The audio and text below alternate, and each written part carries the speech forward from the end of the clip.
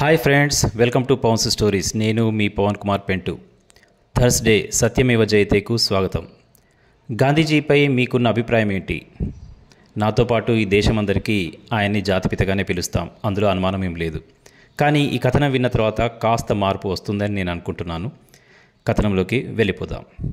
ఈ మధ్య ఒక ప్రముఖ నాయకుడు ఒక వ్యక్తిని అడిగాడు, 1948లో గాంధీజీ హత్యపై మీ అభిప్రాయం ఏమిటి? అతన్ని హత్య చేసిన గాడ్సేని ఏ విధంగా భావిస్తారు అని అడిగాడు.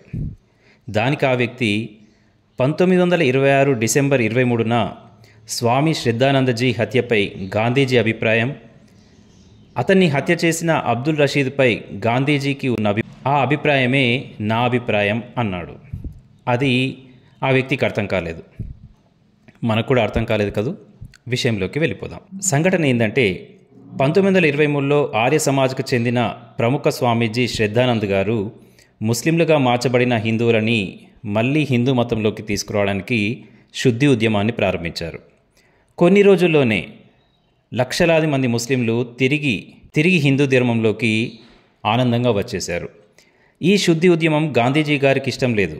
అందువల్ల ఆయనకు స్వామి శ్రద్ధానంద్ గారిపై పెద్దగా సదభిప్రాయం కూడా లేదు. ఆయన యంగ్ ఇండియాలో దీనికి వ్యతిరేకంగా కథనాలు కూడా రాశారు. ఇలా రాయడం వల్ల ఒక మతతత్వవాది, అబ్దుల్ రషీద్ అనే మతతత్వవాది, జ్వరంతో నిస్సహాయ స్థితిలో ఉన్నటువంటి స్వామి శ్రద్ధానంద గారిపై 3 రౌండ్ల కాల్పులు జరిపి ఘోరంగా హత్య చేశాడు. 2 రోజుల తర్వాత 25వ తేదీన గౌహతిలో ఒక కాంగ్రెస్ సమావేశం జరిగింది. అందులో గాంధీ గారు మాట్లాడుతూ, స్వామి శ్రద్ధానంద్ హత్య జరిగినందుకు బాధపడవలసిన అవసరమే లేదని, ఎందుకంటే అతను శుద్ధి ఉద్యమం చేస్తున్నాడు, ఈ ఉద్యమం ముస్లింలకు కోపం తెప్పించింది, అందుకే ఇలా జరగడం సహజమే అని చిన్నగా సూటిగా చెప్పేసేశారు. ఇంకా అబ్దుల్ రషీద్ చేసినటువంటి హత్య తప్పు కాదని, అవసరమైతే అతన్ని కోర్టులో కాపాడుతానని కూడా చెప్పారు మన గాంధీ గారు.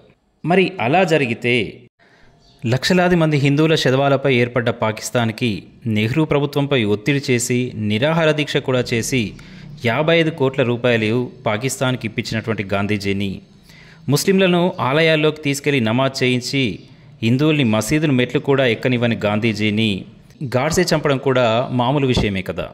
ఆయన చేసిన పనులు అతనికి కోపం తెప్పించాయి, అందుకే అతను కూడా ఆయన్ని చంపేశాడు.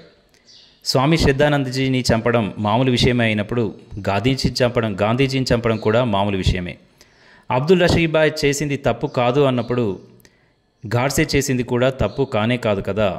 అప్పుడు గాంధీజీ అభిప్రాయమే ఇప్పుడు కూడా నా అభిప్రాయం అంటూ చెప్పాడు ఆ వ్యక్తి.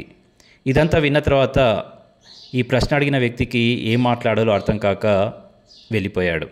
ఏదైనా జవాబు ఉన్నట్టుగా స్పష్టంగా అర్థమయ్యేలా చెప్పగలిగితే ఎన్నో చీకటి తెరలు ఈ దేశంలోంచి బయటకు వెళ్ళిపోతాయి. ఇలాంటి మరిన్ని సత్యాలతో మీ ముందుకు వస్తాను. ఇదండి ఈరోజు థర్స్డే సత్యమేవ జయతే. నచ్చితే ఒక లైక్, ఓ చిన్న కామెంట్, వీలైతే ఒక సబ్స్క్రైబ్ అస్సలు మరవకండి. ధన్యవాదాలు. నేను మీ పవన్ కుమార్ పెంటు.